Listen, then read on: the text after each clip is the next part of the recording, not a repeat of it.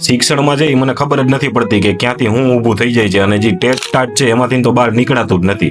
આ શબ્દો છે ને ગુજરાતના મુખ્યમંત્રી ભૂપેન્દ્રભાઈ પટેલના છે. એટલે ગુજરાતના મુખ્યમંત્રી ભૂપેન્દ્રભાઈ પટેલને કેવું હતું કે જો તમને જે શિક્ષણમાં ખબર ન પડતી હોય તો તમે જે રાજીનામું દઈ દો, એટલે બીજા કોઈક જેને ખબર પડતી હોય એ ગાદીએ બેસે.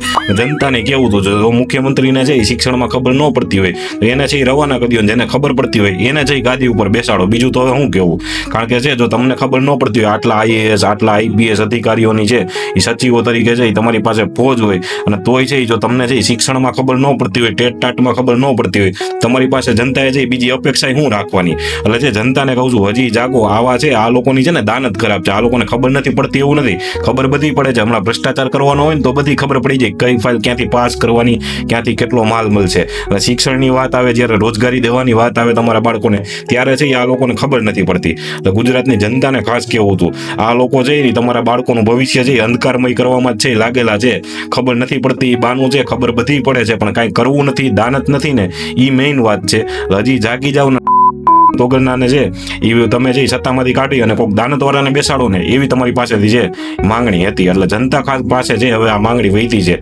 કોક છે જેની દાનત હોય, જેને ખબર પડતી હોય ને એને જે બેસાડો તો હવે છે ગુજરાતનો વિકાસ થાય. બાકી તો જે નાય જ નાખવાનું છે. જય હિન્દ, જય ભારત.